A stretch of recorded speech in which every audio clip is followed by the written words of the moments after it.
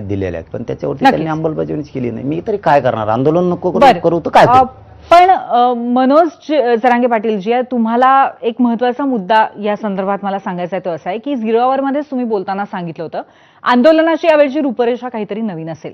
पण तुम्ही आज घोषणा केली की रणरणत्या उन्हामध्ये तुम्ही उपोषण करणार आहात, तर इतकं टोकाचं पाऊल उचलण्याची वेळ तुमच्यावर का आली आहे? शब्द, या शब्दात लय ताकद आहे आणि लय किंमत आहे. आज राज्य, जग, देश शब्दावरती चालला आहे. शब्दाला लय किंमत आहे. त्यांनी सांगितलं होतं 100% आम्ही मराठ्यांना आरक्षण देतो, मागण्याची अंमलबजावणी करतो. बोलवा आम्हाला. बोलवलं ना.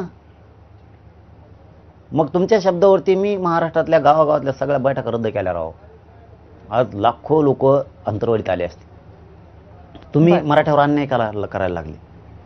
म्हणून मला आता हे टोकाचा निर्णय घेतल्याशिवाय पर्याय नाही. तुम्हीच लय माया दाखवली मराठ्यांची. आम्हाला लय मराठ्याची माया आहे. मराठ्या यांना विटीस धरू नका, उन्हाचे दिवस आहेत, कामाचे दिवस आहेत. तुम्हाला जर एवढी मराठ्याची माया आहे तर द्या ना मग आरक्षण.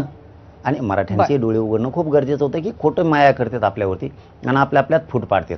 सर्वपक्षीय मराठ्यांना आरक्षण लागणार आहे, त्यांच्या लेकरा बाळाला सुद्धा लागणार आहे, हे त्यांच्या डोक्यातच नाही.